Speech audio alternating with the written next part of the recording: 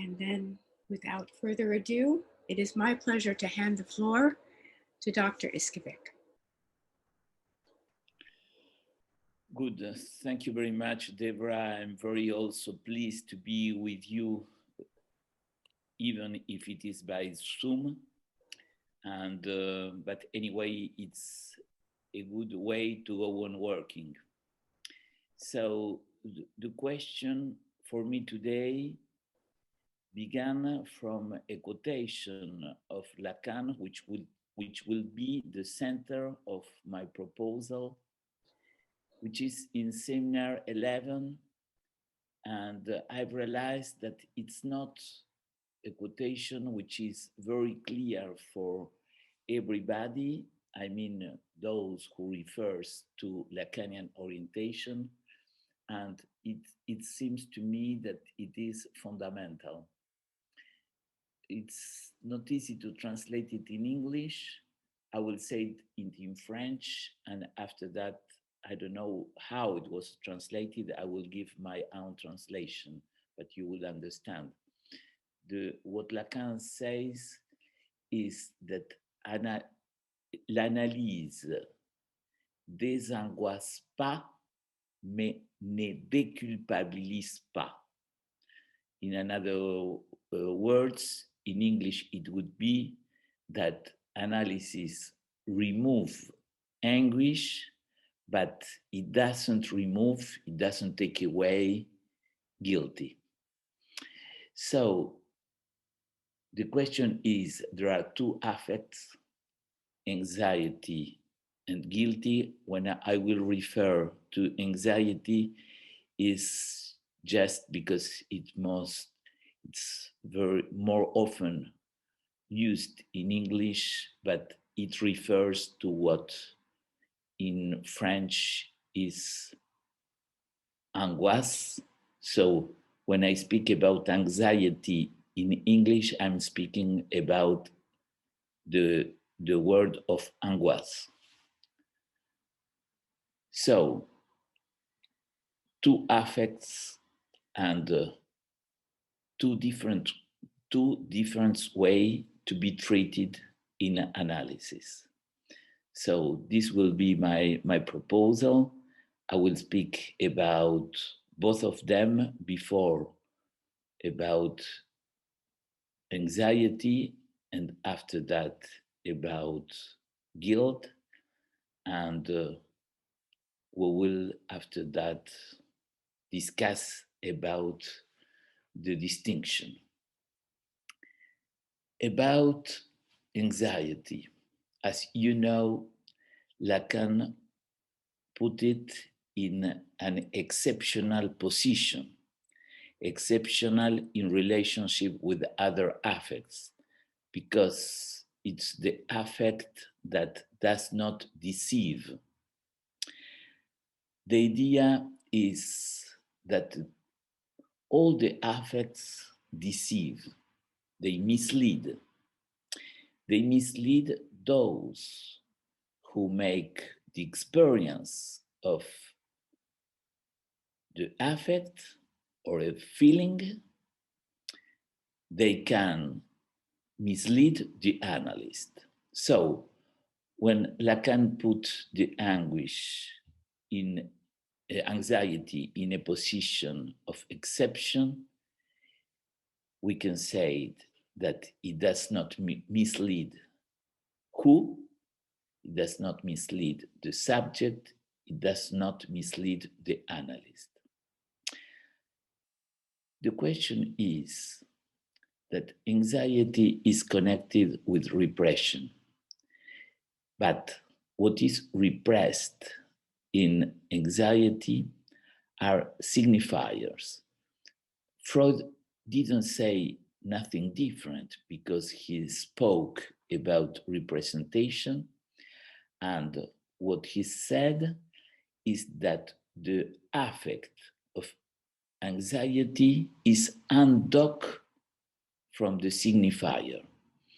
It slides, so it goes sliding. That's the reason why anxiety, even if it is a certainty, it can be enigmatic. So we ask why we are with anxiety and we don't know the reason. That's why there is something enigmatic. So the paradoxal is that we have a certainty, but at the same time, something is enigmatic. What we must grasp about anxiety is that Lacan gave a seminar all over a year, the seminar of anxiety, about what we can say one phrase from Freud. I will tell you which one. For me, which is the most important thing that Freud has said in relationship with anxiety, and what Lacan took from Freud in order to give his seminar. The formulation of Freud is given in the text Inhibition, Symptom, and Anxiety. And what Freud said is something completely new, because this text is from 26, and until this moment, he has spoken a lot about anxiety. But that at this moment, with the phrase I'm going to tell you, there is something that radically changes. Freud changes in relationship with himself. The phrase is anxiety, speaking about anxiety of castration, is the motor of the repression.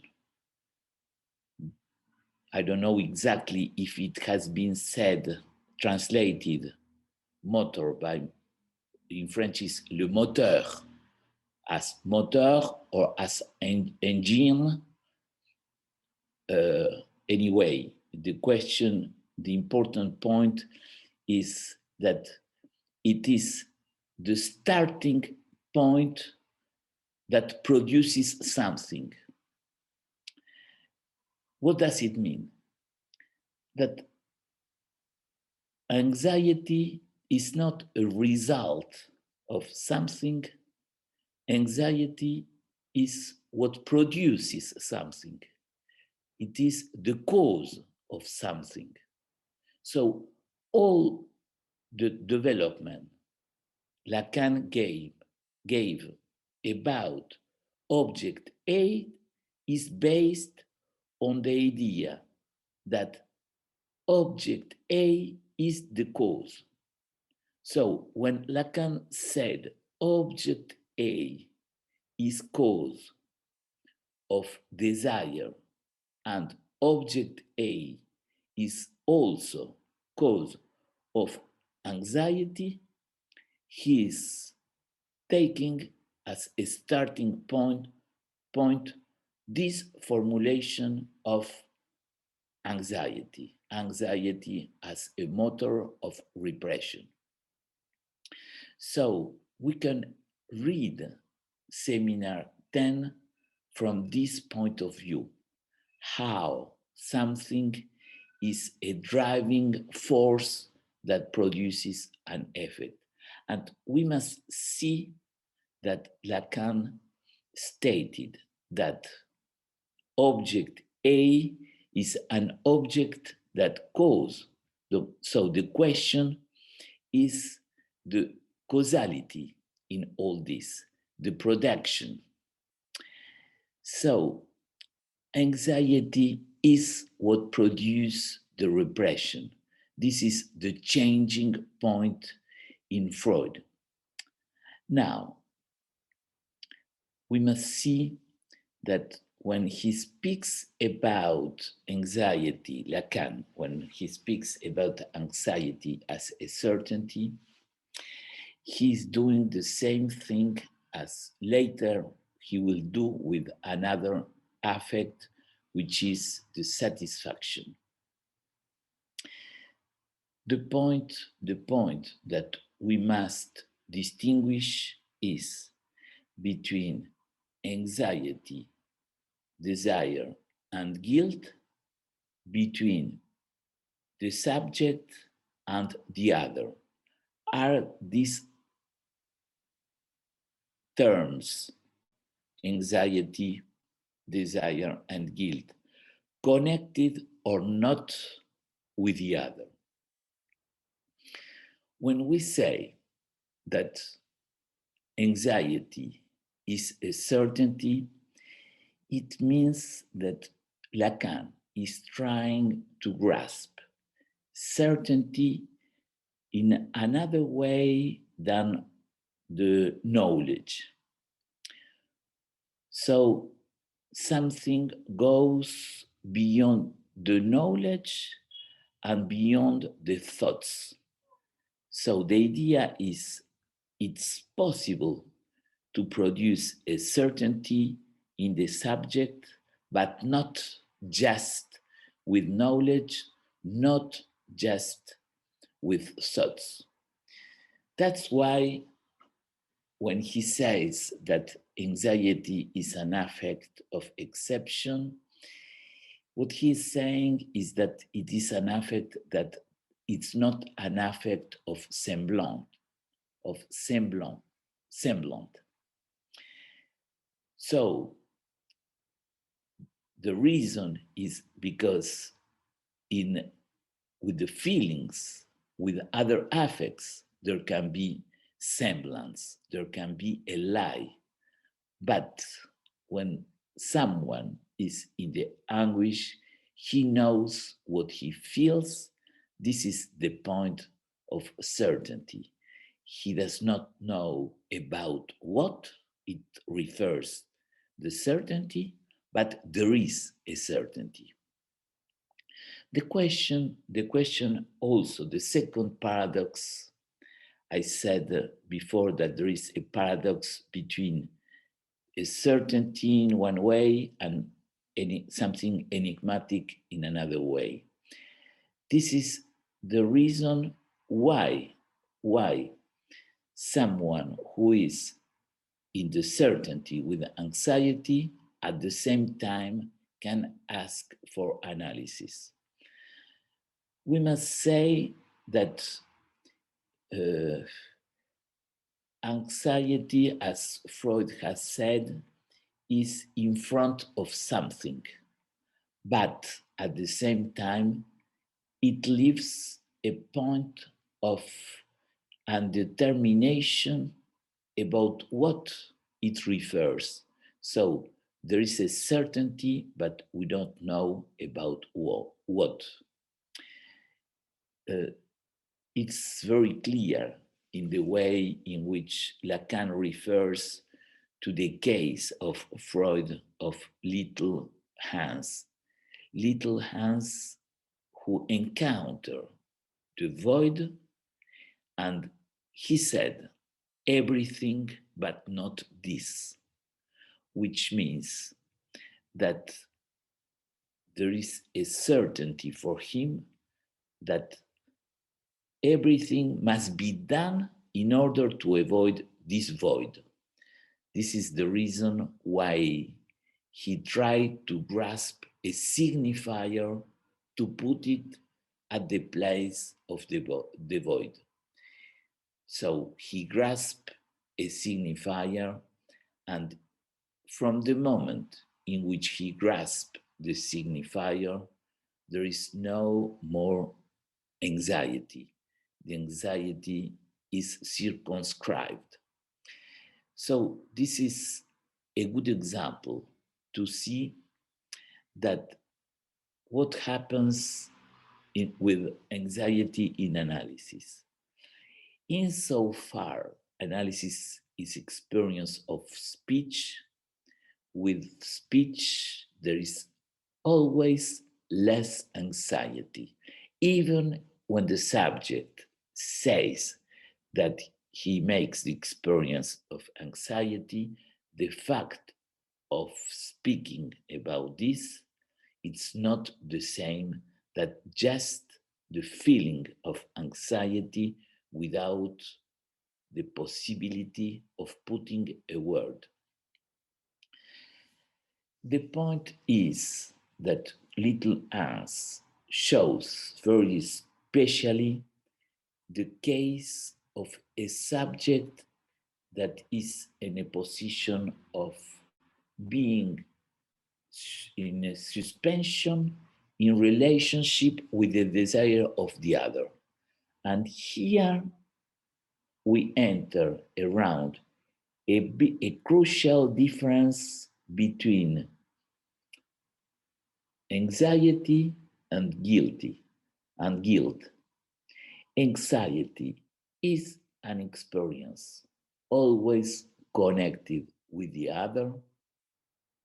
Guilt is not necessarily connected with the other.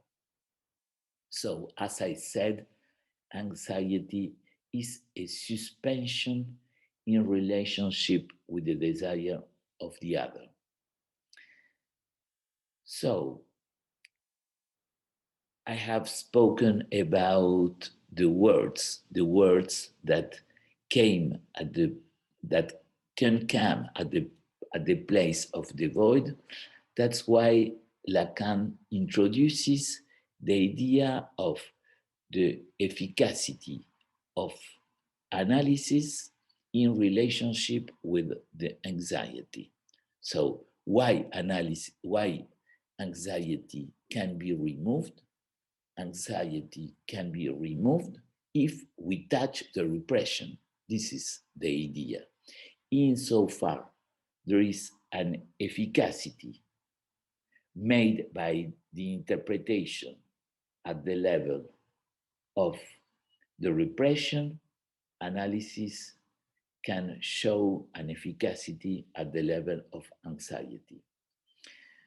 So the idea when we say that there is an efficacy of the interpretation, there is one level, crucial level, which is the level of the elucidation of what at the beginning was enigmatic for the subject.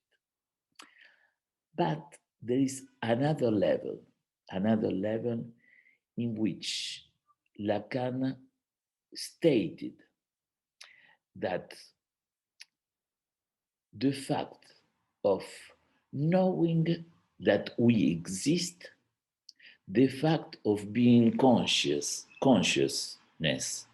having consciousness of the existence, it produces anxiety. So here it's not just something in connection with the desire of the other, it is the fact of the feeling of knowing our own existence. And what Lacan added in that point is the fact that the subject, being consciousness of the existence, he feels committed. And Lacan added this phrase, very interesting, the subject, something is interested in what is the most intimate point of oneself. So here we can see why Lacan considers anxiety as an affect of the real. The real, in the way in which Lacan stated in the seminar, anxiety is not the relationship just with someone who is the one as oneself. It's not something just connected with symbolic. It's the fact of an encounter of something which is the most intimate point of oneself. So we see that it gives an idea, the existence of the real, that this real is not just the contradiction of the formation of the unconscious. And I come back again, sure, about the fact that with knowledge we cannot produce certainty. So it means if analysis is stated at the level of the interpretation of the formation of the unconscious, there is no possibility to reach this most intimate point of someone, which is the real.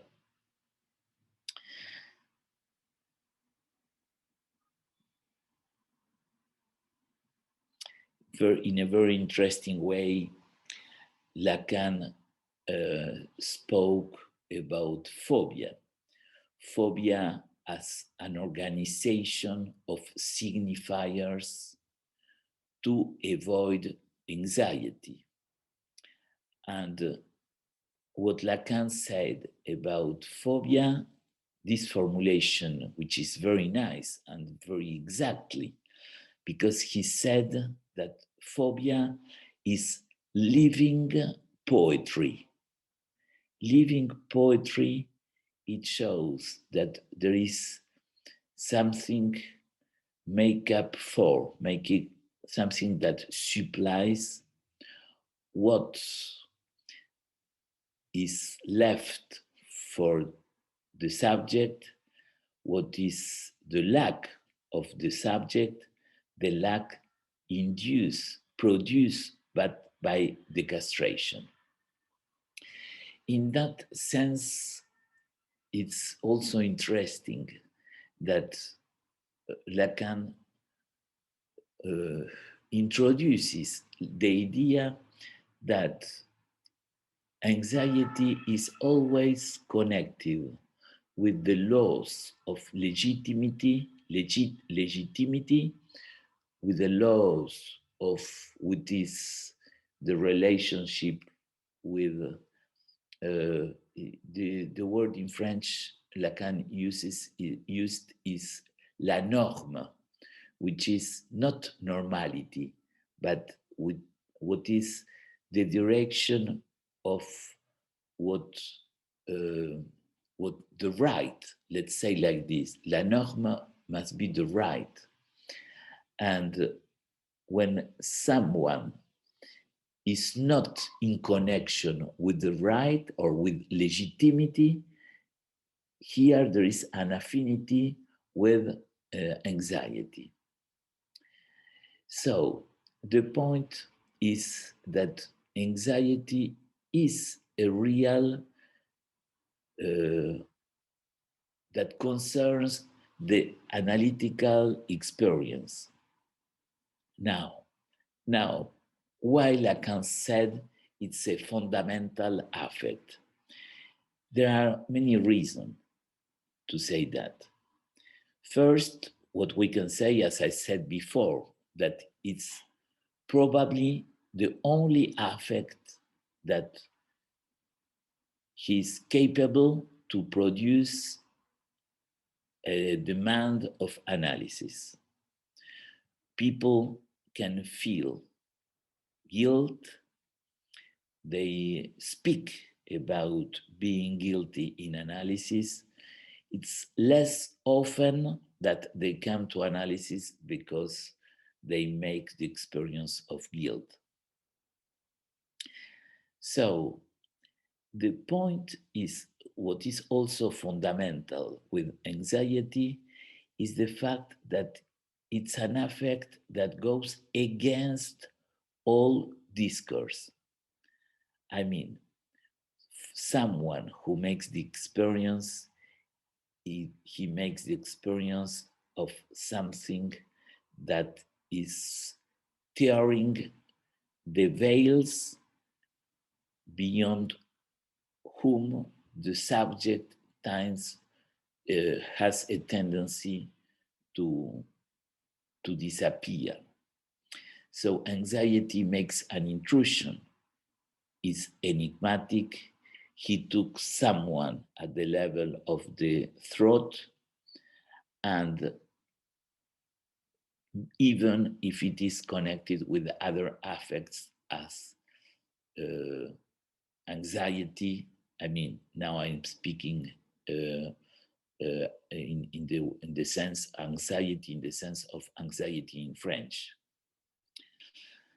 So there is another reason why anxiety is a fundamental affect, because it's a real affect of transference. The point is that the analytical discourse is the analytical disposal. It's a disposal that produces anxiety. In that sense, it's always a certainty. It's a certainty for the analyst because anxiety is a compass for the analyst. In the sense, it is a compass for the desire. So now we see the special relationship between anxiety and the other, because it's always connected with the desire of the other, and also in analysis. As the analyst is in a position of having an enigmatic desire for the subject, que me veut-il, said Lacan. What does he want? This question is a question that arises anxiety. There is no enigmatic position from the analyst in the transference that produces guilty. So you see again what is the difference. The other point is that anxiety appears each time that there is no interpretation about the desire of the other. We can mislead about the desire of the other, but if we say the other wants this, we are sure that we are not in anxiety. So the problem is when we cannot give an interpretation to this desire of the other. And the second condition is that we can be concerned, committed by this desire of the other, being in a position of object of the desire of the other. So this is why so often anxiety appears in relationship between in couples, because we don't know which is the intentionality of the other. If we know which is the intentionality of the other, we can agree, say yes, say no, but of course we will not be with anxiety anymore.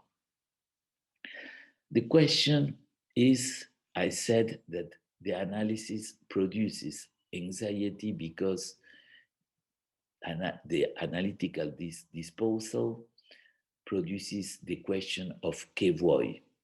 But there is another reason why analysis produces anxiety, is that analysis goes again the repression.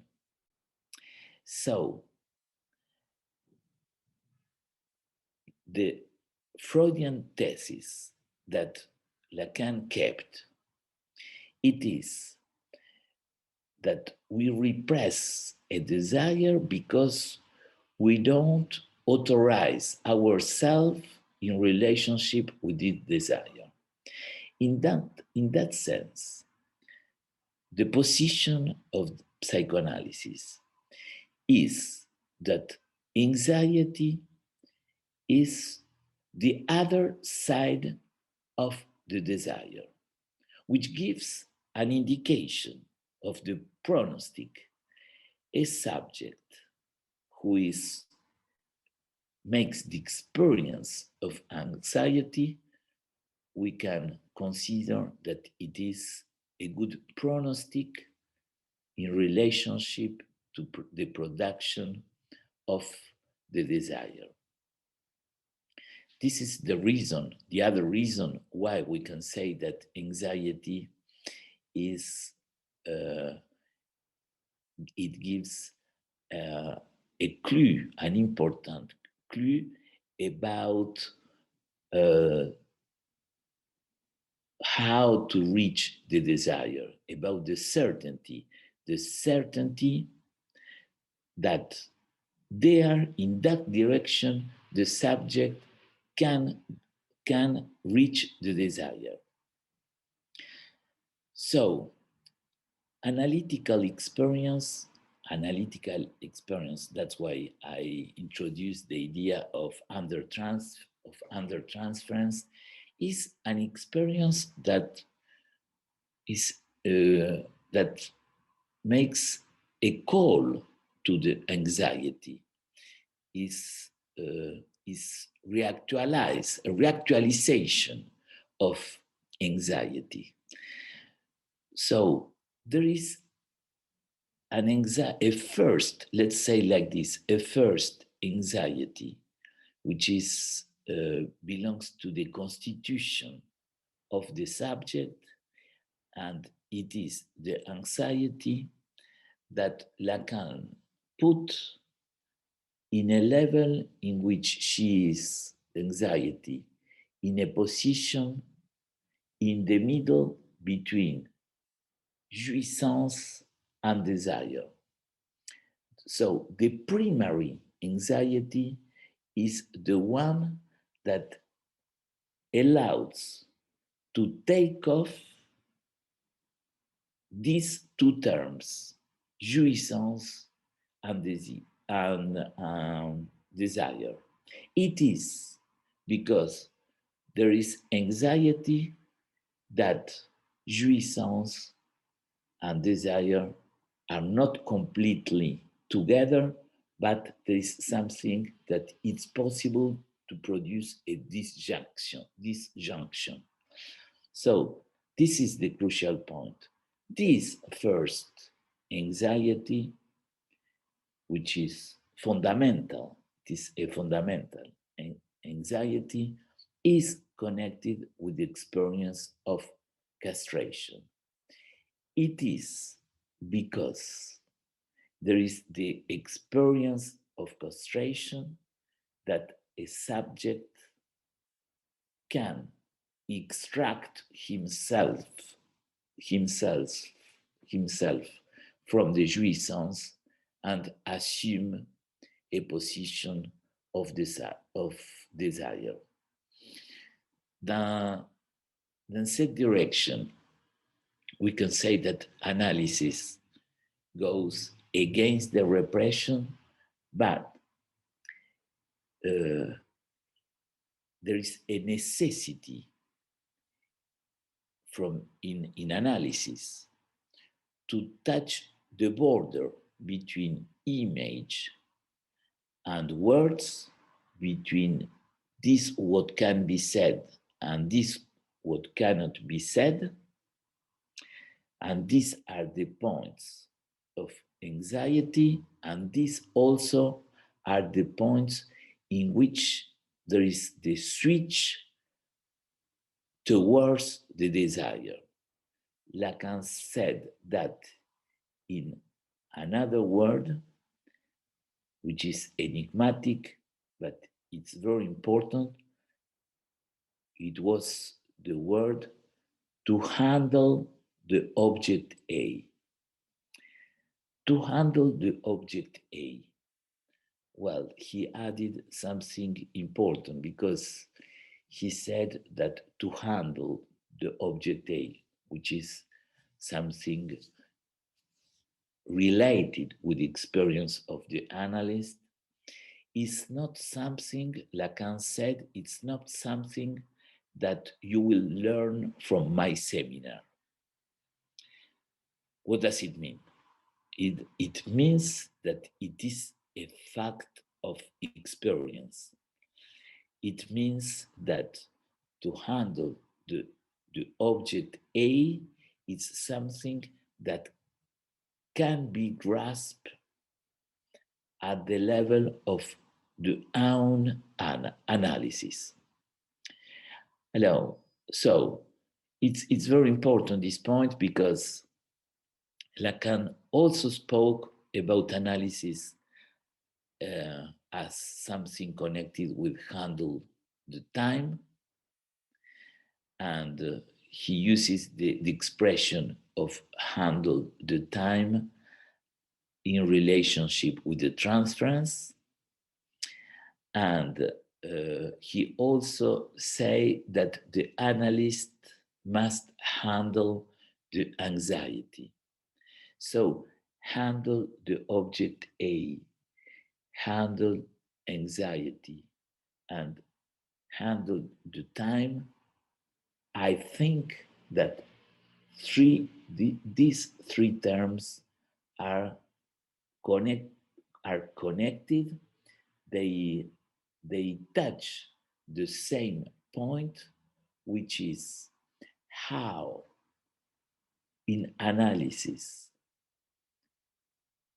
anxiety must be treated in order to make the switch to desire, but not to avoid the anxiety, because anxiety there is a necessity for anxiety.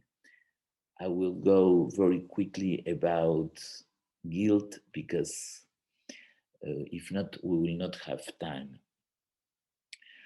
So guilt is an affect which is generalized, and we can ask ourselves in which case we can speak about guilt as a symptom, because it's frequent, it's a very common affect in analysis, but outside analysis.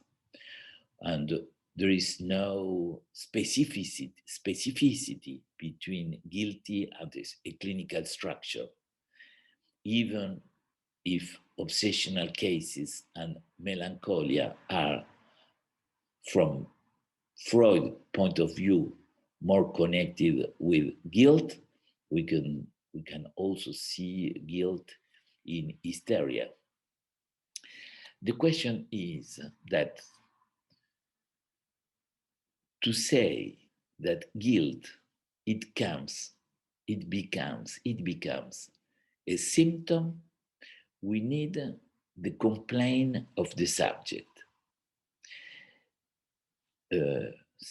It means that the subject can say that he feels guilty without knowing why. It's being guilt in an enigmatic way, and in that case, guilty becomes a symptom. Sometimes some people, they feel guilty without having the demand of getting rid of the guilt. So they are conditioned to consider guilty as a symptom. The question was stated even by Freud in his text of Masochism, in which he said that the feeling of being guilt is something silent, something silent in the subject, on the side of the subject, but he does not renounce to be punished by suffering. So this is a big question for analysis. Freud has realized this, and what is very interesting, that Freud himself used the word of satisfaction in that point, the paradoxal satisfaction, which means that the subject some subject have the feeling of being guilt, and they have a satisfaction about this feeling. And that's the reason why they don't want to go better, let's say that like this. All the text of the masochism is not just a study of the perversion, it's a study about many facts, many things in analytical experience in which the subject makes the experience of remaining, keeping at an unconscious level the necessity of having the feeling of being guilt. That's why Freud spoke about an unconscious feeling about guilty. Now, the question is what is said in Seminar 7, which is crucial. In Seminar 7, Lacan stated that, I will give you the quotation, which is, to give up about our desire is always a kind of,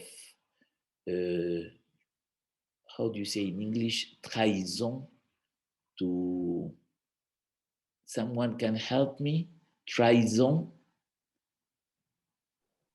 Betrayal. Betrayer. Yes. So betrayer oneself. So now we see that it's something connected with a give up, to give up something about oneself. So this is the main point that is stated in Seminar 7, and after that, which is at the end of the seminar session of 29 June 1960, and after that, in which Lacan stated that guilty is connected with a renouncement to give up something about our desire. So you see, it's not connected with repression, it's not connected with an interpretation about the desire of the other, but it is something connected with oneself. So the question is, as Lacan stated later, when he spoke about guilt, he made a play. He played with words. I said it in French. There is no translation for this, so you must grasp what Lacan wanted to say in French. In French, guilty, we said culpabilité. And he makes the connection between culpabilité and couper. He said culpabilité. So he make a slide between culpabilité and culpabilité a culpabilité is connected with coup, which means to cut. And the question, the important question is the Lacanian conception of guilty is that guilty is in connection with the impossibility of reaching a total jouissance. So instead of accepting the fact that it's not possible to reach a complete jouissance, that something necessarily is left at the level of jouissance. This is what means the word castration. So the cat is in relationship that the cat introduces a negativity at the level of castration. So instead of recognizing this, the subject assumes himself the idea that there, where it is not an absolute jouissance, I produce the affect that keeps imaginary the existence of the total jouissance. So, in a certain way, the subject take himself the idea that there is a fault somewhere. That's why there is no a complete jouissance, and the subject can say it's the fault of the society, it's the fault of the family.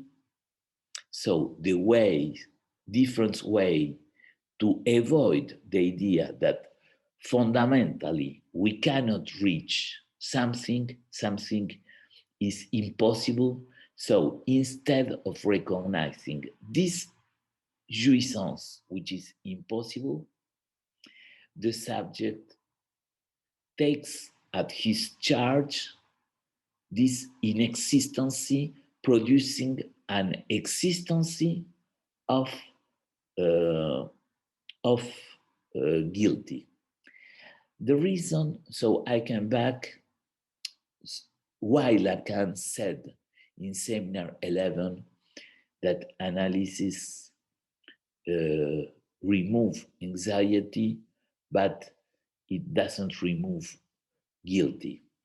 It does not mean that analysis has no effect to the guilt. It means which are the ways to reach the solution.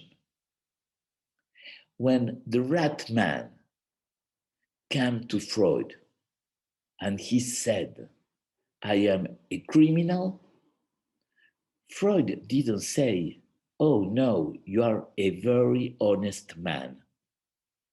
He said, you're right, you are a criminal. Which means if you feel guilty about something, you must be right. You must be the one who must assume the fault about what you are saying. And the fault of the rat man is that he has renounced to his desire. In the moment he was in the turning point between making the choice about the woman he has a desire and the woman who was imposed by his family, the rich woman, he has chosen the woman who was elected by his family for him, and it is something in that point, which was his fault. His fault was to renounce to his desire. In that sense, Freud has said to him, if you say that you're a criminal, you are. And Lacan has not changed one word about the way in which Freud treated obsessional cases. He meant that with culpability is always something not connected with the desire of the other, but with giving up our own desire, and this must come to a subjectivation by the subject. That point is very clear in Subversion of Subject and Dialectic of Desire, in which Lacan said that the subject must take in consideration the way in which the fault has been treated. So it's 1 hour. That's the time that I was allowed, and exactly I think that I can stop here. We can have a discussion about, well, I think that there's many points. There is a point, eventually I will speak about in the discussion, the debate, in which Lacan said that we can treat the guilty of someone and make in order that he will not feel guilty, but it's possible that in analysis that we do this without touching his symptoms. It was a critic, and Lacan was criticizing very, very clearly the position of, in that case, it was Bouvet in the seminar Le Transfert. So eventually we will come to this point. So what is important to outline is that there are different ways to treat anxiety and different ways to treat guilty in analysis.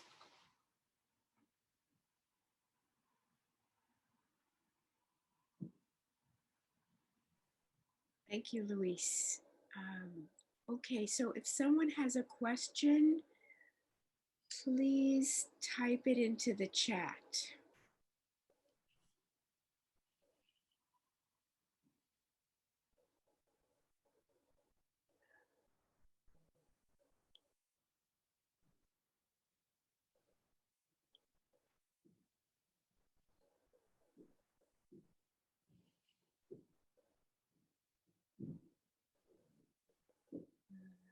Alternatively, if someone has a question, perhaps you may simply unmute yourself. I'm not seeing any questions in the chat right now. Okay, so let's see. I do see a question, and this is from Mr. Osgur. In psychoanalysis, would a transition from being desired to being a desiring subject affect anxiety? To my knowledge, in the anxiety seminar, Lacan is also saying that desire has an anti-anxiety effect. If so, what does desire have such an effect? Why does desire have such an effect? Well, the question is, as I said, that the main point, it is the question of what produces what? What is the cause and what is the result? The desire is always connected with the desire of the other, which means that a subject, in order to be a subject of desire, he should have been before a subject that has been desired. There is no possibility to be a subject of desire if there was not preliminary, a desire coming from the other. This is what Lacan took from Spinoza. The essential character of the subject is the fact that he or she is a subject of desire, but the desire at the beginning must come from the other. Lacan said that in a very clear way when he said that the subject has the mark of the desire of the other. The problem begins with subject that they don't have this desire from the other. Lacan put it in another way, which is the subject that they have not been desired. And he said always a subject who was not desired by the other will have this mark, which means the same thing in another way, which is if someone has not been desired, he will carry on with him this lack. Well, he added also that this lack can be compensated in the way in which someone has been welcomed to the world. So the question of being desired is not just to have the program of having a baby, it's also the way in which the baby is welcomed in the world. So the relationship between desire and anxiety, Lacan said is the same thing. Anxiety and desire are the same thing. Anxiety is let's say, the first movement in relationship with the desire. That's why Lacan puts the object A as what causes anxiety, but also what causes desire. So logically, we can understand that if someone goes in the direction of desire, the more he will be in a position of desire, the less he will be in relationship with the anxiety. This is one point. So desire is a defense against anxiety. It is the best defense. And this is the treatment, the specific treatment to anxiety by psychoanalysis, because anxiety can be treated by medication, can be treated by psychotherapy, can be treated by suggestion, can be treated by religion.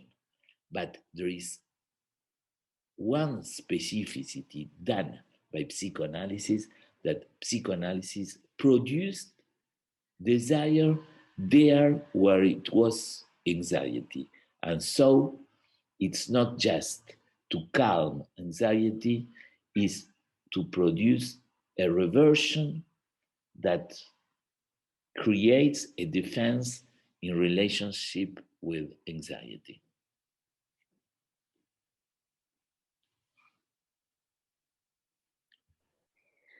Let's follow the other.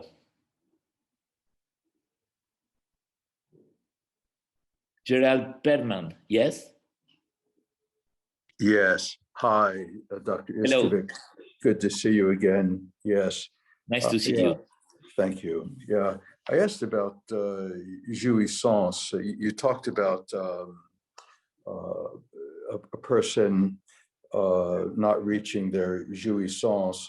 And jouissance itself, the little that I know, can be a kind of affect that relates to anxiety and can be filled with anxiety or be a combination of joy from the word jouissance, but also an intolerable affect. And I'd just like you to say some words about that, if you would. Do you understand what I'm saying? Yeah. I try to understand. Yeah. The question is how someone knows that he's having an experience of jouissance. Yeah. The way in which he has an idea of the experience of jouissance is by the signifiers. So it is insofar that the language enters the body that the subject can have an experience of jouissance or not. I mean, he realized what's going on about the jouissance, because perhaps animals also have jouissance. A cat when he's making some noises with his or her throat is something that can be a jouissance. But the question is, does the cat knows what he's feeling? Probably not. He's just having this. The question is that from the human experience, we know if it is something connected with the jouissance or not by the language. The point is, we can be satisfied by our jouissance or not. The analytical question comes when we are dissatisfied with our own jouissance, when there is a disjunction between jouissance and satisfaction. And there comes the symptom. Because if someone is satisfied with his jouissance, why he will change? Why he will want to change? He will go on like this. The problem comes when he's dissatisfied with his jouissance, or when he imagines that it's possible to have more or different. And there began the questions. And the anxiety comes at this level of disjunction. That's why I was speaking about the disjunction between jouissance and desire. And anxiety comes at this level of disjunction of something that it takes off a separation, and the subject makes the experience of a division, being divided about his own jouissance. For instance, someone who has a certainty about his idea and in the dream makes the experience of something completely opposite.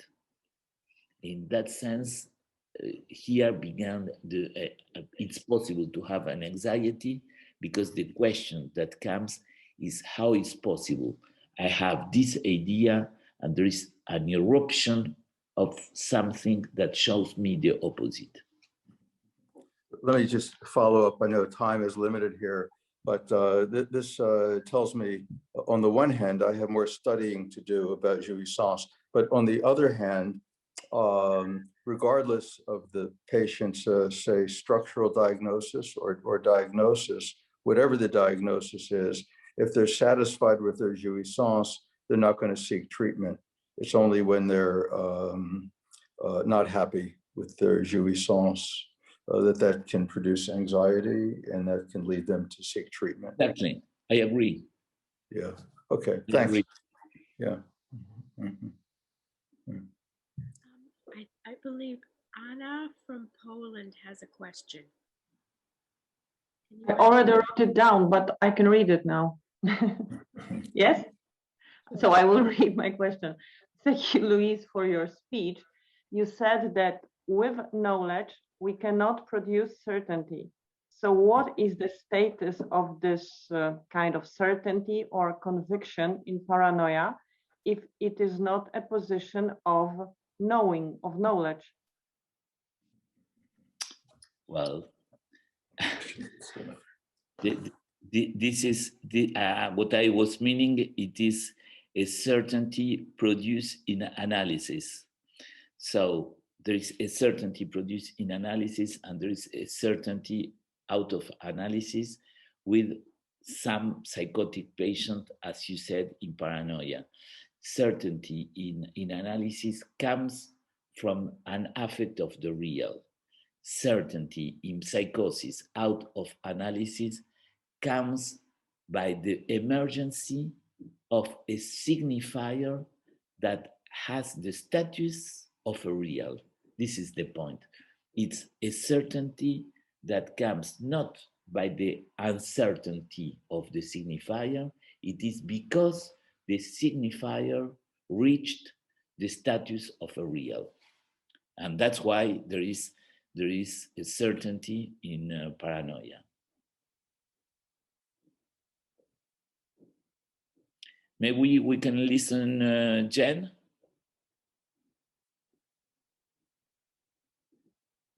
Do you want to speak, Jen? Sure. The computer didn't want me to, but sure.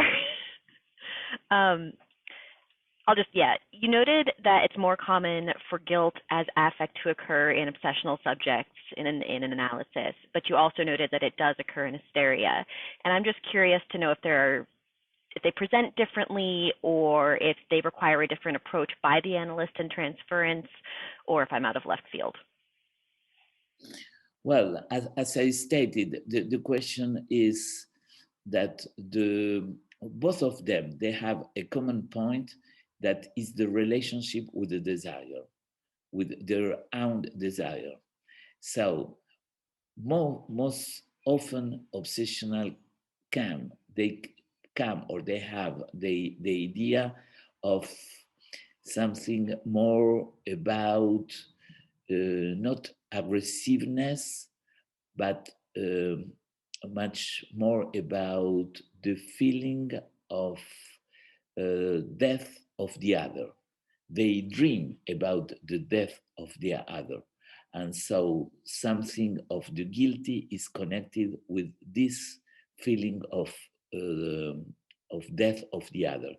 In hysteria is less connected with this feeling of death of the other, but it is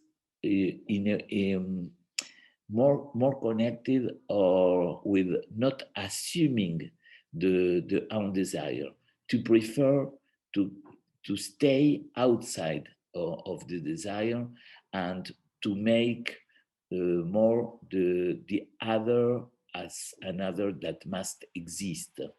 So it's more in hysteria, it's more a religious position to try to keep the other complete. So this is a position more of sacrifice, sacrificing something of our own desire in order to complete the other. Which is why it's treason or betrayal. Yes, the betrayal is common for every case of guilty. It's the betrayal about oneself. Okay. Lacan, it's very interesting that Lacan spoke about what is an ordinary life. And an ordinary life is a life in which someone has given up his desire or her desire. Okay, thank you. There is Sharon.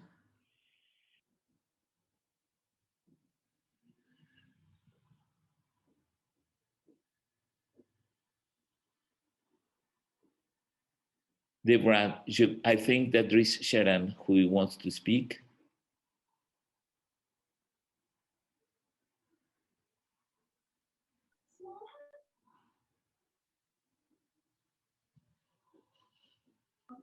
Yes, I have a question about, you mentioned about the intimate point of oneself. You were talking at the beginning of your speech. You said about the intimate point of yourself, and you were talking about the real that we might grasp by the affect anguish. Can you a little bit articulate what does it mean with the intimate point of the self? You are talking about the lack in the being or something else? Well, the lack of the being is a lack at the level of the signifier that cannot give the certainty of our identity. This is the lack. So the subject is fundamentally lacking because there is a lack of something that allows to conclude.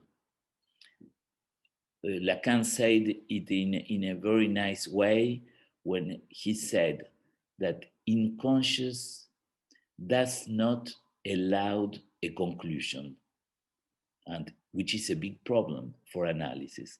How an analytical experience can be end if unconscious does not end, which means that there is something new always in the unconscious, and there is not the last word in the unconscious.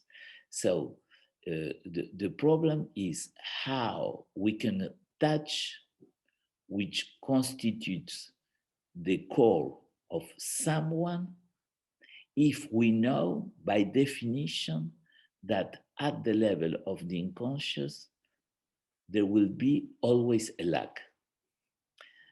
So the problem that Lacan has solved for analysis is the fact that analysis, it cannot be just an experience of touching signifiers, not just in question of making associations, not just giving interpretation about the unconscious. So this core of subject, which Freud always also has said about the core of the being. Well, the core of the being is the relationship that each one has with the jouissance. And this is the most intimate point, let's say in another way, the most singular point. So analysis must touch the singularity and not just the lack of being. But well, I know that it's a program, all this. Okay, thank you. Okay, someone else, simply unmute yourself and go ahead and ask a question. There is Idil Dormez. You mentioned 3 points. Anxiety is the other side of desire. Anxiety positions itself between jouissance and desire. And the last point was desire as a defense to treat anxiety. But if we consider these 3 formulations, what can we say about psychosis, about the psychotic subject? Well, there is a big discussion about this because most analysts said that there is no desire in psychosis. I don't agree with this position. I think that a psychotic subject can have a desire. It's not a desire connected with castration, as Lacan stated, and we have said before that desire is the other side of anxiety, and both of them connected with castration. But there is a desire, a possible desire in psychosis, and it confirms the idea that when there is desire in psychosis, it's a defense against anxiety. Well, there is another big discussion that we will not do now here, but from a certain time until now, I am formulating to myself that perhaps we must rectify the idea about anxiety and psychosis. And probably we must say that it's another affect in psychosis. But I know if I say that, I will be asked about this point.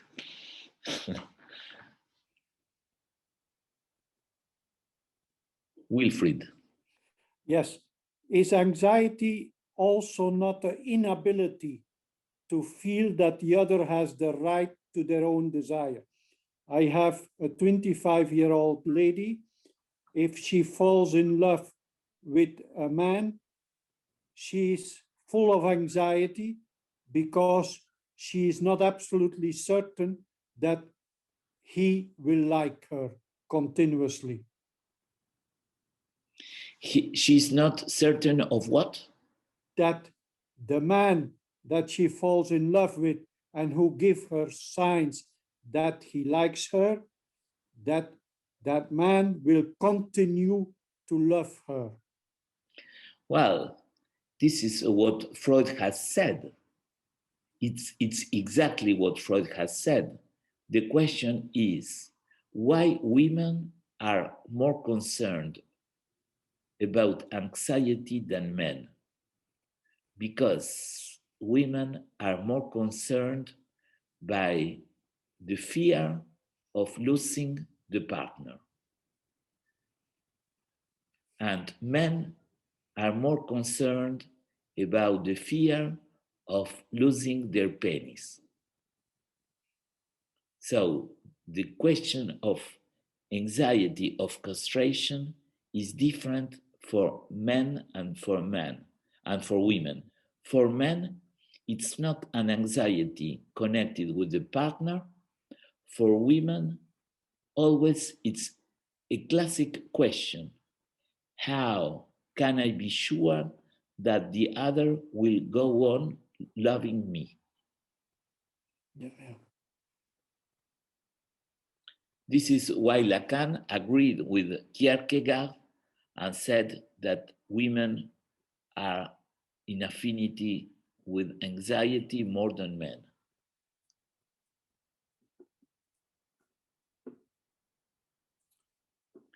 Josiane? Alexandra Spencer, someone that I don't know who is.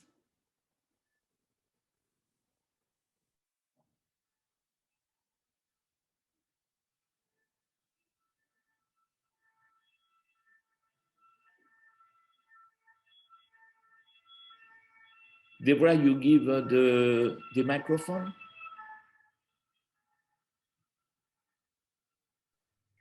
Alexandra from the Forum of London, can you unmute yourself and ask a question?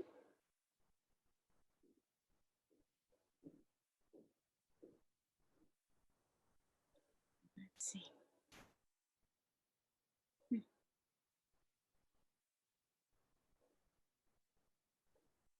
Is she here? Let me see.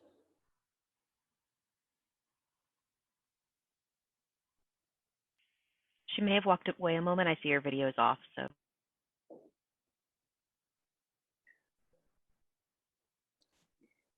Okay. Alexandra, are you here and able to unmute yourself? I see her.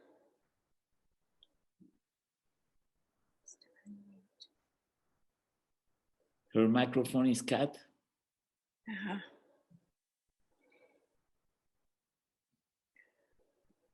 So for the time being, does someone else have a question? There is a written question of my colleague Philip. Hello, can you hear me? Yes. Okay, so I will just read it. I hope it's grammatically correct. So from what I heard from the lecture, that it seems that the jouissance and desire are in a way intertwined. The common ground seems to be satisfaction, because from what I understand, anxiety can appear as unexpected in place of the presupposed satisfaction. Does it mean that giving ground to one's desire means a production of lack of satisfaction from jouissance? Or am I stating it correctly? Yes. Is the question clear in any way? Not completely. So Okay. I see that there is a question about satisfaction, anxiety, and jouissance, but which is the point? The point is that you said that when there is this disjunction Yes. between the anxiety and jouissance, sorry, that somebody feels jouissance, there's expected jouissance, but then anxiety appears. The question is, let's say like this: jouissance is all what you feel in a certain way. It's very general. So in French, the word is éprouver. Éprouver is what someone makes the experience of a feeling that you make the experience. Well, now, when you make an experience, mostly an experience of the body, you can be satisfied or not. So here you can see that there are jouissances that are satisfying and there are jouissances which are not. This is one point. The second point is one can be happy to be with an unsatisfying jouissance. As we said, for instance, in masochism, one can be satisfied with suffering.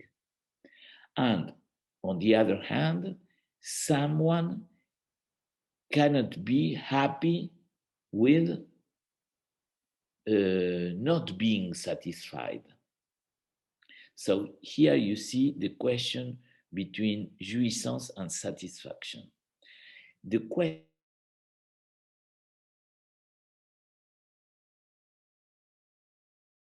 I think you got muted. The question of anxiety, it's a question about something which is between jouissance and between desire. In the middle, there is anxiety. So anxiety is what produces the switch between jouissance toward desire. This is the function of anxiety. If someone, that's why I said that it's positive, because if someone is with anxiety, it means that he's producing the movement in the direction of desire. Some people, they cannot do by themselves. And this is the justification of the intervention of the analyst. Analyst has the justification in the cases in which jouissance is not satisfying and the subject wants to produce something that connects this jouissance to a satisfaction. And in that sense, the effect of the analysis is just to use the anxiety in order to produce desire. That's why I was speaking about handled anxiety. There is no way to produce desire if not to go through the anxiety. It's true there are people that they have more anxiety than other people, but what we must understand is that we are speaking at a logical way. And from a logical way, the way to produce desire is to go through this to anxiety. Is it a little bit more clear? Yes, it clarified a lot. Thank you.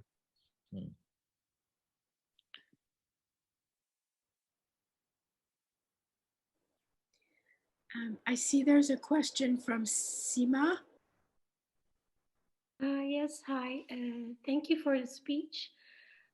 I would like to ask about the melancholia of a psychotic. As far as I know, they have a guilt that they direct towards themselves. So, but also it provides some sort of certainty for the desire of the psychotic. So, how does it work? Well, the problem, it is indeed the necessity of making a distinction between being guilt in neurosis and guilt in melancholia. Melancholia must be considered as a case, a structure connected with psychosis. As you said, there is a certainty about guilt. The treatment of guilt in neurosis is to show the subject that if he feels guilt, he does not know why.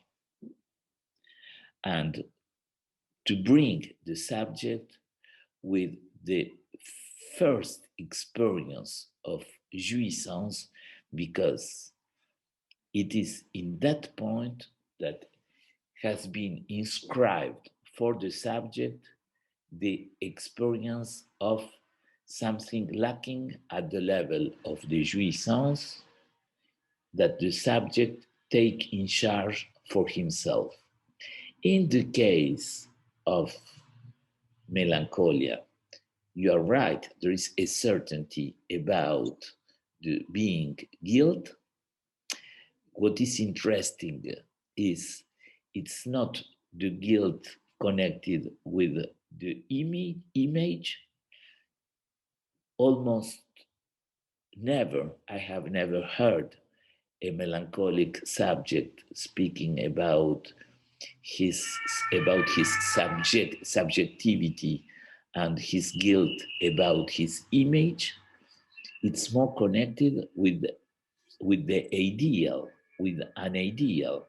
In that sense, it is a disease about the ideal. The subject constructs an ideal and he assumes the fault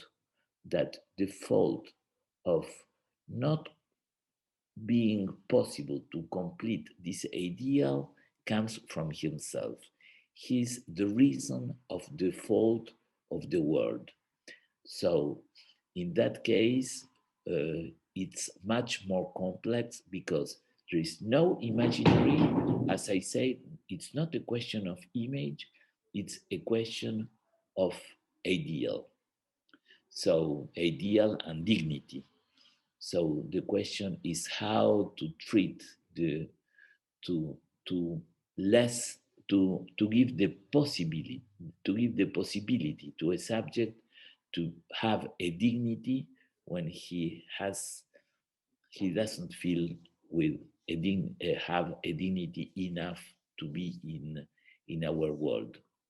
So, well, it's another way to treat the guilty, because in his case, it's not that the subject has given up the desire, it is the only vestige of the desire is the self-accusation.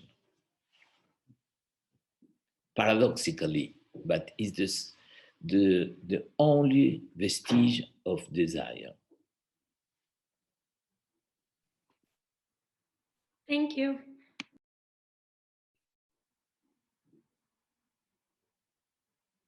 If I may, right now, good afternoon, Luis. Thank you for your comments. It clears things up for me. But I wanted to ask you. I mean, you have commented a little bit about this, but this is something which is not very clear for me.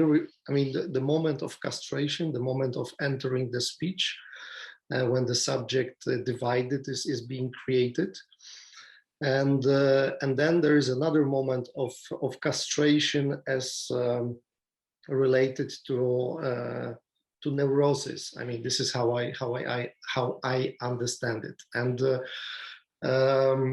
I even remember when, I think it was in 2018 when you were in Poland and you were explaining it to some extent, but it's still not clear. I mean, I think that there is. I mean, we are talking about the logic for the subject, not necessarily the chronology, which is important, but at the same time, I understand that the castration, which is brought, the second moment of castration, is related to acceptance of paternal function by the subject, but at the same time, we have, if I understand it correctly, we have different way how the subject, psychotic subject and erotic subject, how they enter the language, or maybe not how they enter the language, but how they are connected with the language. And so I don't know if you could perhaps comment a little bit more about these two moments of castration. Well, of course, it's a very important point, because you're right. The moment in which the subject is confronted to entering into the language, it's a traumatic point. The fact that the language enters the body. Good. The question is, listening to you, I said to myself, I must read again these things, because I think that Lacan never uses about this the idea of castration.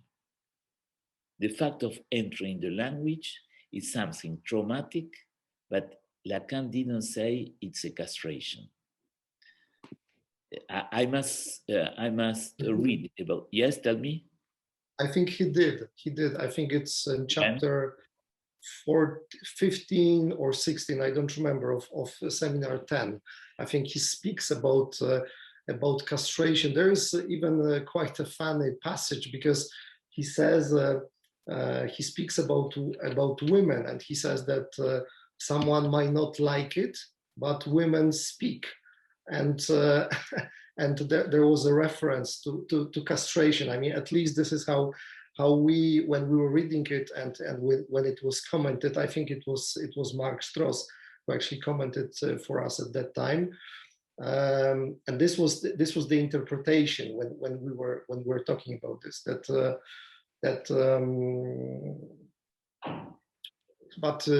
Well.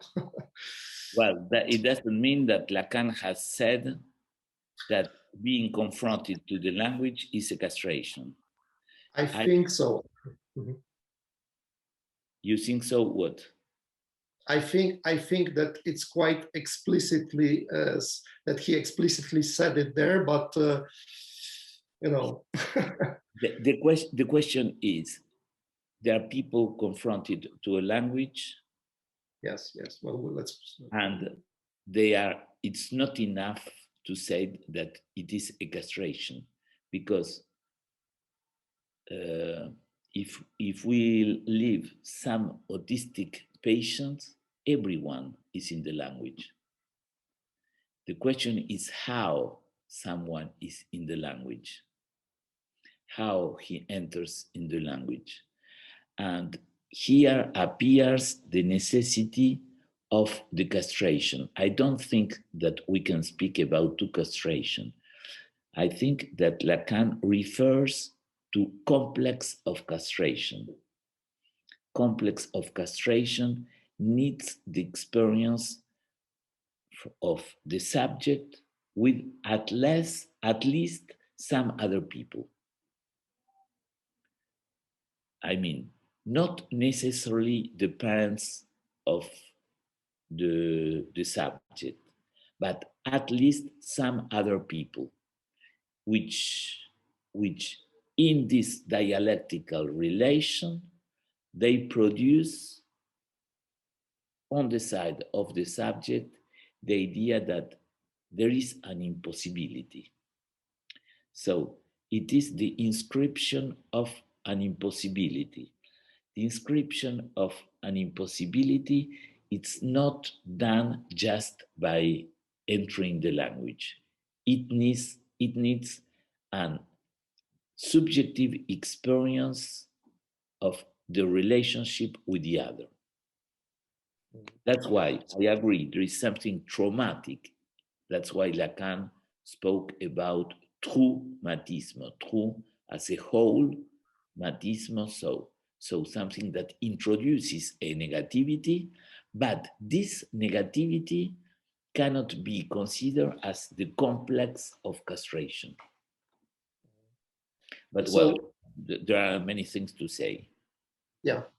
So if I may, so because you referred to little Hans before, so would that be in his case the encounter of the body of his little sister and interpretation of lacking the organ, the penis, or and then his interpretation about this would this would be the castration?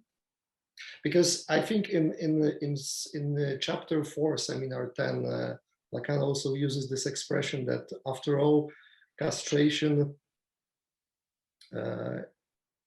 is only interpretation. I think it's only interpretation of. You know, with these words, the point is that there is no way to make an objectivity. It's as with the word foreclosure. We cannot say this is the foreclosure, or this is the castration. Castration or foreclosure are things that we can deduce, but we cannot touch. In the case of Hans, everything that he's doing or saying can be related with an experience of castration. So how he has constructed this experience of castration, of course, we can say that it was the encounter with her sister, but why some people make the encounter with the sister, with the lack of organ of the sister, and they don't create a complex of castration. So it shows that it's a very complex function, the complex of castration. Some people, they have the experience of making the difference of sex, because this is the question, the difference of sex. Some can assume the difference, other not. And some can take the consequences of this, other people not. So it's for us, we can deduce in the way he behaved with his mother and his father that something was functioning for him at that level. So would you agree that the conclusion from what you said is that we shouldn't be too Freudian and search for the truth, I mean, for objectivity, but just let the subject speak and analyze it? Of course. Not to try to nail the very much the... Yes, of course. Okay, thank you.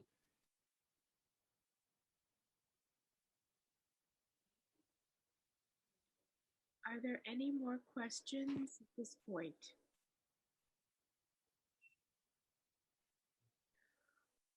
Okay, so I think we will take half an hour exactly. We will return in half an hour. My suggestion is that you stay signed in, and we'll just take a break for half an hour. So we see each other in half an hour. Exactly half an hour. Does that work for you, Luis? Yes, of course. Yes? Okay. All right. See you later. Yeah. Have a good coffee break. Thanks.